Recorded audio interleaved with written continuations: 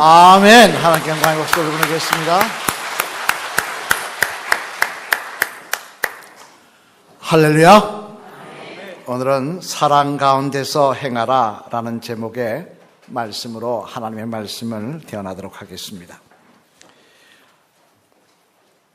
유대 지경에 전해오는 이야기 중에 이런 이야기가 있습니다.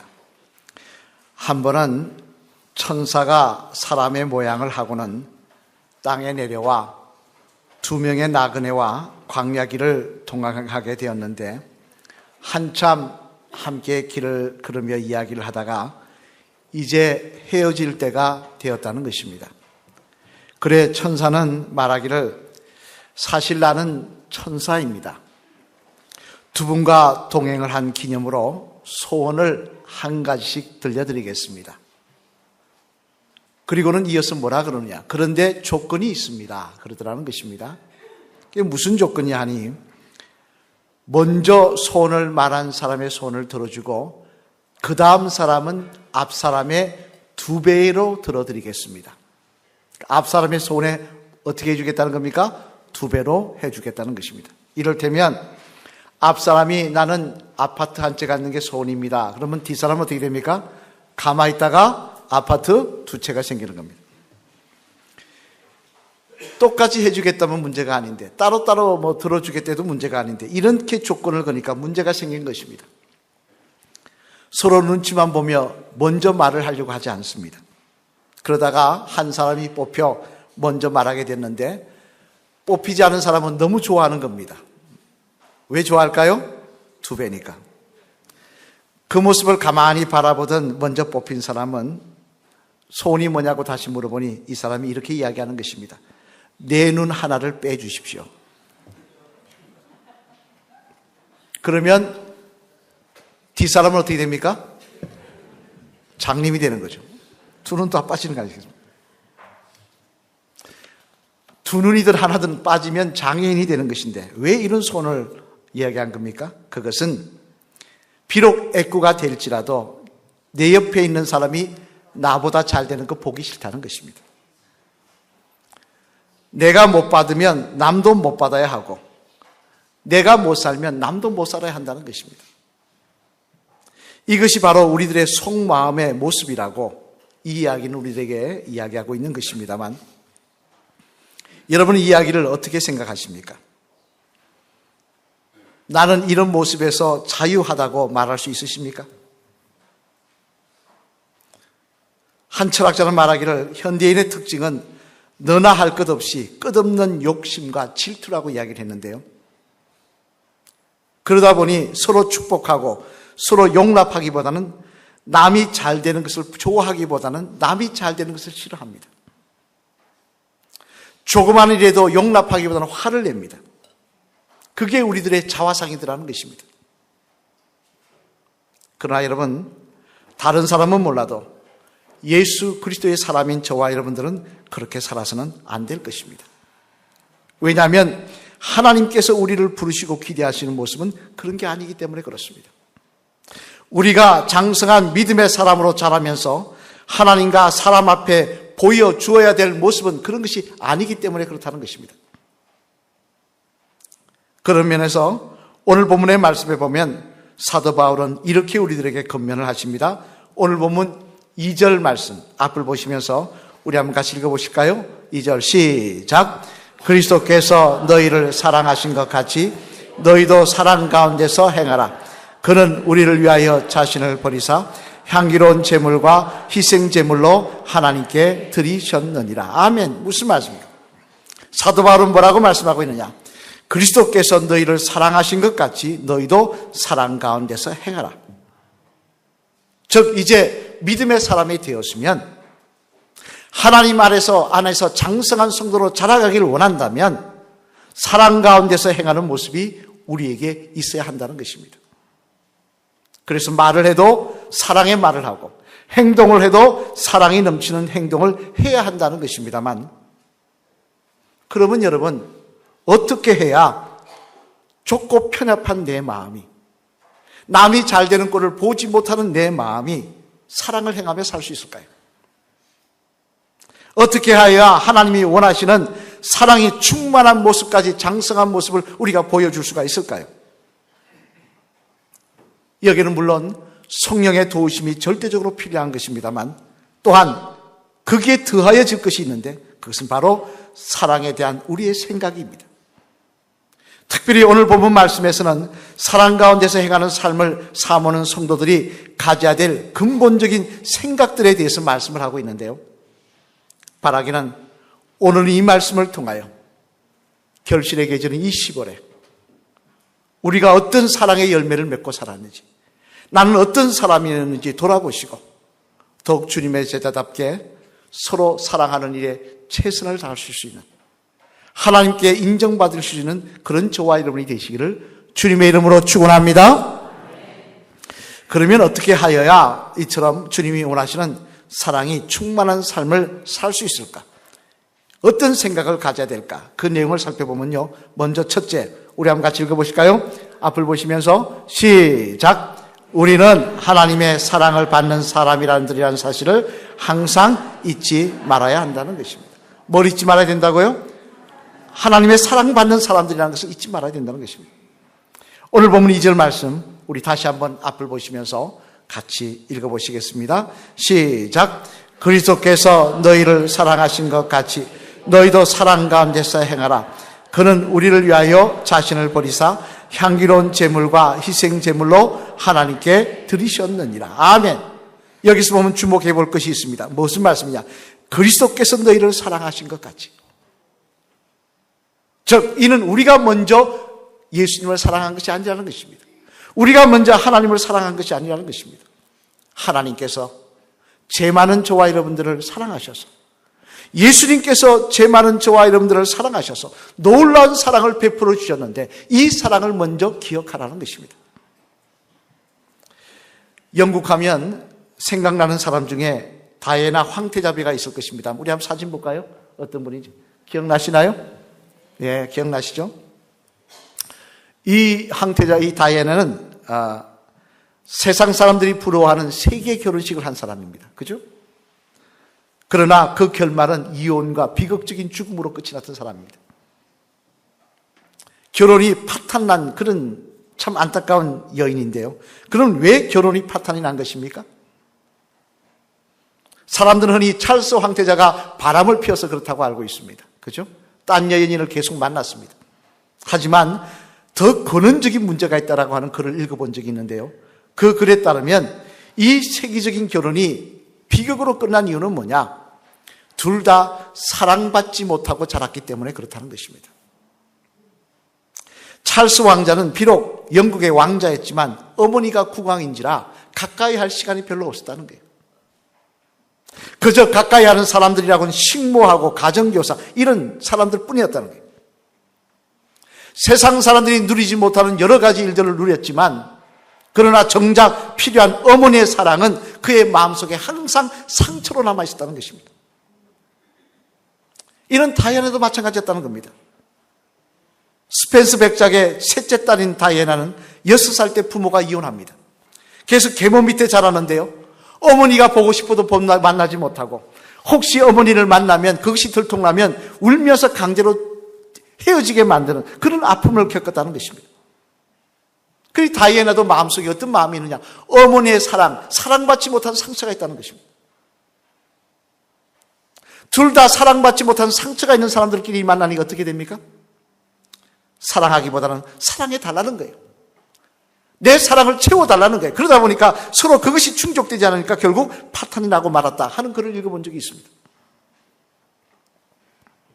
여러분 이처럼 사랑을 받지 못했다고 생각하며 사는 사람은요, 항상 다른 사람에게 사랑을 갈구합니다. 내가 주기보다는 갈구합니다. 나에게 다오. 그것을 안 주면 내 마음에 안 차면 갈등하고 싸우고 문제가 생깁니다.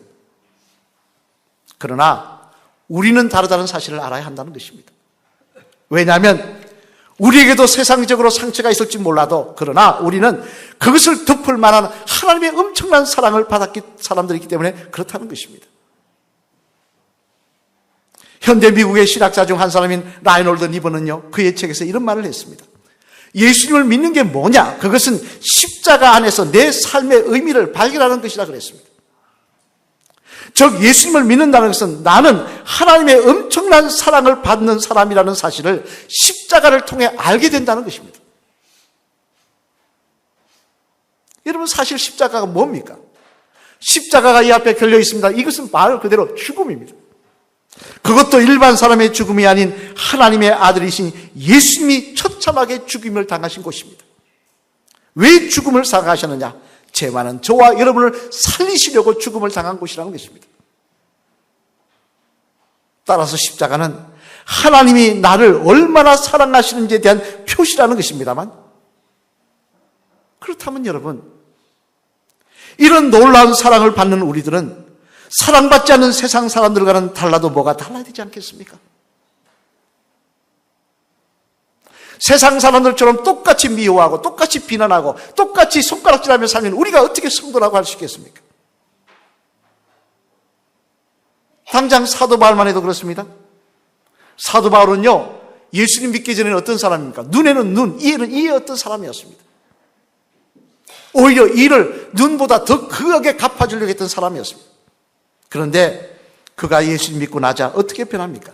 자신을 죽이려고 하는 유대인들을 위해 그들이 구원받을 수만 있다면 내 목숨까지 내어놓겠다고 할 정도로 사랑의 사도가 된 모습을 보여줍니다만, 그 이유가 무엇입니까? 우리 한번 읽어보실까요? 로마서 8장 11절로 12절 말씀 앞을 보시면서 같이 읽겠습니다. 시작.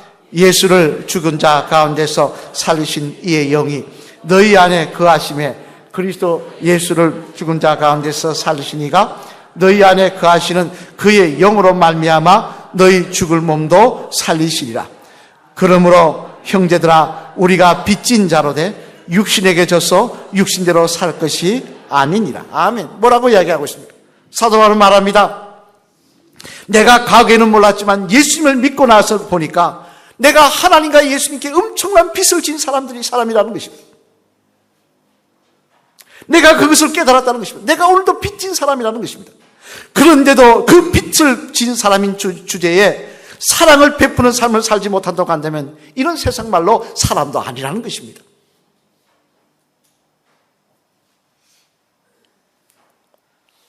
그래서 주님도요, 우리에게 뭐라고 말씀하십니까? 마태복음 18장 32절로 34절 말씀해 보면 이렇게 말씀하십니다. 우리 한번 같이 읽어보실까요? 시작. 이에 주인이 그를 불러다가 말하되, 악한 종아, 내가 빌기에 내가 내 빚을 전부 탕감하여 주었거늘 내가 너를 불쌍히 여긴과 같이 너도 내 동료를 불쌍히 여김이 마땅하지 아니하냐 하고 주인이 노하여 그 빚을 다 갚도록 그를 옥졸들에게 넘기니라. 아멘. 뭐라고 말씀하십니까? 주님 말씀하십니다. 비유를 통하여 엄청난 사랑을 받아놓고는 그 사랑을 베풀지 않고 살면 내가 그 사랑을 다시 회수하겠다는 것입니다. 우리들에게 베푸신 그 십자가의 사랑, 죽을 수밖에 없는 영혼을 살리신 그 놀라운 사랑을 다 거둬들어 버리시겠다는 것입니다. 그런데 우리가 어떻게 사랑을 베풀며 살지 않을 수가 있겠습니까? 어떻게 십자가 사랑을 잊어버리고 내 마음대로 미워하며 질투하며 시기하며 남을 비난하며 살 수가 있겠냐는 말씀입니다. 저와 여러분의 삶 속에는요, 십자가를 바라볼 때마다 내가 십자가를 통해 받을 은혜, 축복, 이것을 생각하기보다는 그 사랑을 잊지 말아야 되는 것입니다.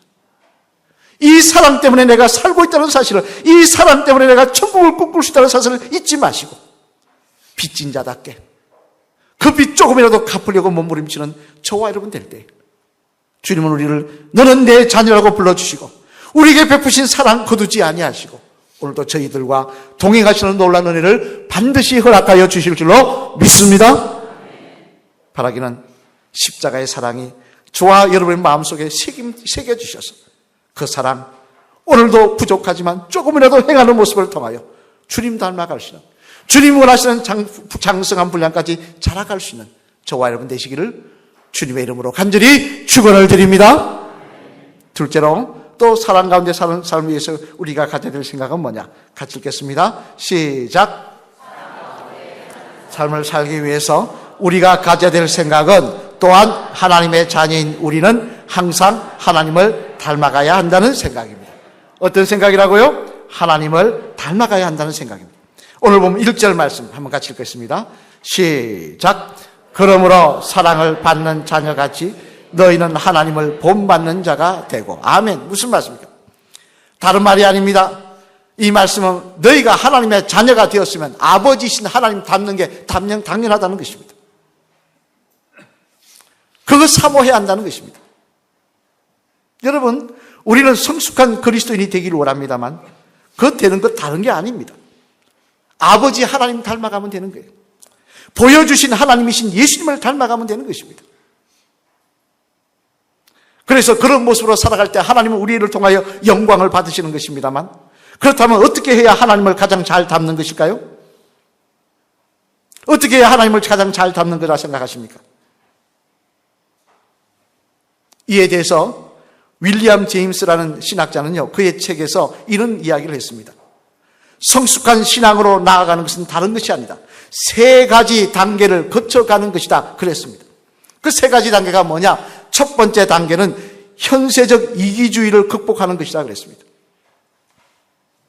즉 예수님께서 말씀하시기를 자기를 부인하고 자기 십자가를 지고 나를 쫓으라고 말씀하셨는데, 그 말씀처럼 자기를 부인하고 자기 이기심을 버리고 주님을 쫓는 것이 첫 번째 단계라는 것입니다. 그래서 나를 먼저 생각하기보다는 남을 먼저 생각하고 남을 위해 먼저 기도할 수 있는 사람이 되는 것, 그게 신앙의 성숙의 첫 번째 단계라는 겁니다. 아직도 내 욕심, 내 이익, 내 가족, 내 자식, 내 사업, 이것만 생각하며 달라 하고만 있으면 이 성도는 성숙한 단계로 나가지 못한 성도라는 것입니다. 두 번째 단계는 뭐라고 이야기하고 있느냐? 초능력적인 하나님의 역사가 내 생활 속에 연계되어 있다는 것을 아는 것이라고 했습니다. 이는 다시 말해 하나님의 큰 역사 속에 내가 있고 하나님의 큰 은혜 가운데 내가 있고 하나님께서 구원하시는 사역 속에 내가 있다는 것을 아는 것을 말하는 것이라 했습니다. 그래서 비록 내 뜻대로 안 된다고 해도 하나님의 선하신 뜻 가운데 내가 있음을 느끼며 살아간다는 것입니다. 그러므로 말미암아 불평하기보다는 항상 감사하며 사는 것, 이게 성숙한 신앙의 두 번째 단계라는 것입니다. 그리고 마지막 더 성숙한 단계, 마지막 단계는 뭐냐? 정서 중심에 사랑이 있는 것이라 했습니다. 이는 다시 말해 그 사람의 중심에 하나님의 사랑이 가득한 것이라고 했습니다. 그래서 세상 모든 것을 사랑으로 보고 사랑으로 느끼며 사랑으로 듣는다는 것입니다. 똑같은 말을 들어도 비난하고 판단하는 것이 아니라 모든 것을 먼저 사랑으로 듣고 사랑으로 듣고자 시작을 한다는 것입니다. 이것이 바로 성숙한 신앙의 최상의 단계라고 이야기를 하고 있습니다만, 그러면 왜 신앙의 성숙 단계 중에 사랑으로 가득한 것이 최상의 단계냐? 그것은 바로 하나님께서 사랑이시기 때문에 그렇다는 것입니다. 물론 하나님께는 많은 속성이 있습니다만, 이를테면 공의의 속성도 있고 성실의 속성도 있고 의로움의 속성도 있습니다만, 그러나 가장 큰 속성은 바로 사랑이더라는 것입니다. 그래서 죄 많은 이 세상을 오늘도 심판하는 공의의 눈으로 보지 아니하시고 지금도 사랑의 눈으로 인내하시면서 한 사람이라도 더 구원하시기 위해, 저 죄 많은 인생 한 명이라도 더 구원하시기 위해 천년을 하루같이 참으시더라는 것입니다. 심지어 요나서에 보면요, 이스라엘의 원수인 아수르가 범죄했을 때 원수니까 내버려 두라고 말씀하지 않으시고 요나 선지자를 보내어 그들에게 회개의 말씀을 전하셔서 그들을 돌이키며 살리시는 분이 하나님이시더라는 것입니다. 그렇다면 여러분, 그 놀라운 사랑으로 그 은혜로 하나님의 자녀가 되었다고 한다면 당연히 우리들도 아버지에 되시는 하나님의 사랑의 하나님을 닮아가는 모습이 있어야 되지 않겠습니까? 그 모습으로 행하며 그 모습으로 살아가는 모습이 있어야 되지 않겠냐는 말씀입니다. 과거 중국에 첫 번째 선교사로 갔던 유명한 선교사인 허드슨 테일러가 있습니다만, 그분의 일화중에 보면 이런 이야기가 있습니다. 그분이 중국에 선교사로 갔다가 이제 사역이 커져서 더 동력자가 필요해서 다시 와서 자기 나라로 와서 사람들을 모집했다는 거예요. 선교사로 갈 사람 모집하니까 몇 사람들이 신청을 해와서 인터뷰를 합니다. 왜 선교사로 가려고 하느냐? 그랬더니 한 사람이 이야기합니다. 저는 중국의 많은 영혼들을 구원하기 위해서 가려고 합니다. 또 한 사람은 이야기합니다. 중국을 변화시키기 위해서 갑니다. 그 사람들이 문명의 세계로 나아가기 위해서 선교가 필요하게 갑니다. 또 한 사람은 이야기합니다. 저는 하나님의 영광을 위해서 가려고 합니다. 하지만 테일러 선교사는 고개를 갸웃갸웃하는 겁니다.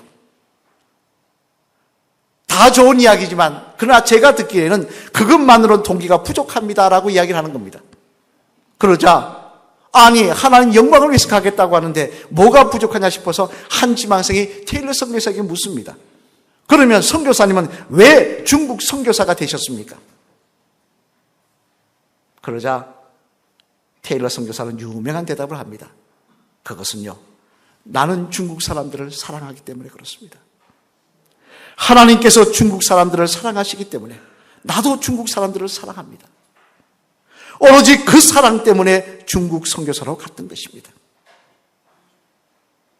아무리 봉사하면 뭐합니까? 아무리 헌신하면 뭐합니까? 사랑이 없으면 비난밖에 나오는 게 없는 것입니다.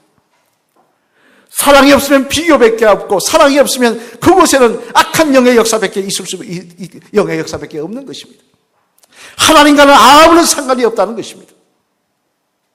그래서 사도 바울은 고린도전서 13장 1절로 3절에서 이렇게 말씀을 하십니다. 우리 한번 같이 읽어보실까요? 고린도전서 13장 1절로 3절 앞을 보시면서 시작. 내가 사랑의 방언과 천사의 말을 할지라도 사랑이 없으면 소리나는 구리와 울리는 괭가리가 되고 내가 예언하는 능력이 있어 모든 비밀과 모든 지식을 알고 또 산을 옮길 만한 모든 믿음이 있을지라도 사랑이 없으면 내가 아무것도 아니요 내가 내게 있는 모든 것으로 구제하고 또 내 몸을 불사르게 내줄지라도 사랑이 없으면 내게 아무 유익이 없느니라. 아멘. 무슨 말씀입니까? 아무리 귀한 헌신을 하고 놀라운 봉사를 하고 놀라운 선교를 해도 아무리 목사가 되고 아무리 성도가 되고 집사가 권사 장로가 되어도 그 속에 사랑이 없으면 하나님과는 상관없는 사람이라는 것입니다. 그 속에 사랑이 없이 남을 비난하고 진한하고 남 손가락질하며 살면 그 사람은 하나님 보시기에 하나님의 성도가 아니라는 것입니다.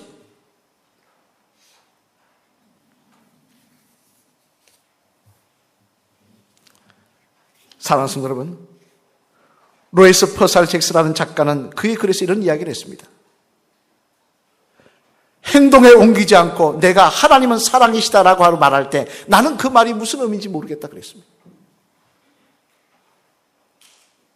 하나님의 자녀하고 말을 하면서도 사랑하는 삶을 살지 않는다면 우리가 하나님의 자녀인 줄 우리 세상 사람들은 알지 못할 것이라는 것입니다. 그리고 더 나아가 하나님께서도 우리가 하나님의 자녀인 줄 모르실 것이라는 것입니다. 여러분은 올 한 해를 어떻게 보내셨습니까? 우리는 결실의 계절이라고 이야기합니다. 얼마만큼 사랑하며 사셨습니까? 여러분의 입술에는 어떤 말들이 충만하십니까? 여러분의 마음에는 어떤 마음이 충만하십니까? 같이 봉사하는데 안 나온 성도 비난하는 마음으로 그 말로 가득하십니까? 남 허물 들추는 말로 충만하십니까? 남 손가락질 하는 일에 익숙하십니까? 그런 열매 맺고 사셨습니까? 그렇다면 우리는 하나님의 자녀가 아닌 것입니다. 오늘 내가 올 한 해 동안 열심히 봉사하고 헌신한 것, 내가 충성한 것 하나님 보시기에 아무것도 아닌 것입니다.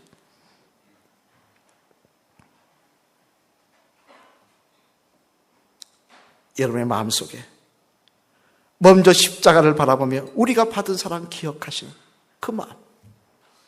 오늘도 내 아버지 되시는 하나님, 내가 아버지라고 부른다고 한다면 그 아버지 되시는 하나님, 그 사랑의 하나님을 닮아가고자 하는 마음이 우리에게 있을 때 우리는 하나님의 자녀라고 인정을 받을 것이고 하나님께서 저희들과 동행하여 주시며 우리의 삶을 축복하여 주시는 은혜가 올 한 해 우리의 간증이 될 줄로 믿습니다.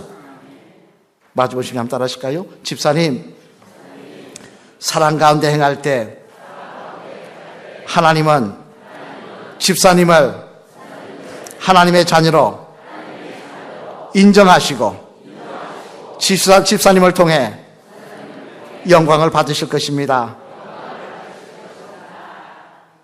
사모함으로 성령 충만함으로 사랑 가운데 행하셔서 하나님이 인정하시는, 하나님이 축복하시는 집사님 되시길 바랍니다. 할렐루야! 그렇게 될 것 같습니까? 대답은 잘하시는데. 요한복음 13장 34절로 35절 말씀, 주님은 우리에게 이렇게 말씀하십니다. 우리 한번 같이 읽어보실까요? 앞을 보시면서 요한복음 13장 34절로 35절 시작. 새 계명을 너희에게 주노니 서로 사랑하라. 내가 너희를 사랑한 것 같이 너희도 서로 사랑하라. 너희가 서로 사랑하면 이로써 모든 사람이 너희가 내 제자인 줄 알리라. 아멘. 성도라고 하면서도 사랑의 말이 없다고 한다면, 사랑의 행동이 없다고 한다면, 사랑의 모습이 없다고 한다면 하나님의 자녀도 예수님의 제자도 아니라는 것입니다. 나 혼자 착각하며 살아가는 것이라는 것입니다. 여러분, 내 혼자 착각하다가 주님 앞에 가는데, 내가 막상 천국문 앞에 가는데 주님 나 너 모른다고 말씀하시면 얼마나 기가 막힌 이야기입니까? 바라기는 우리가 받은 십자가의 사랑, 그 사랑 기억하며 또 사랑이신 하나님 바라보며 더욱 사랑하는 일에, 더욱 사랑의 말을 하는 일에 힘을 쓰시는 저와 여러분 되셔서 끝까지 하나님의 자녀로 인정받으시며 하나님과 동행하시는 복된 저와 여러분 되시기를. 주님 앞에 갔을 때 내가 너를 안다, 내가 너 이름을 알고 내가 내 자녀임을 안다고 말씀하시는 그 하나님의 놀라운 역사가 저와 여러분들의 기쁨이 되시기를, 간증이 되시기를 주님의 이름으로 간절히 축원을 드립니다. 우리 찬양하시겠습니다.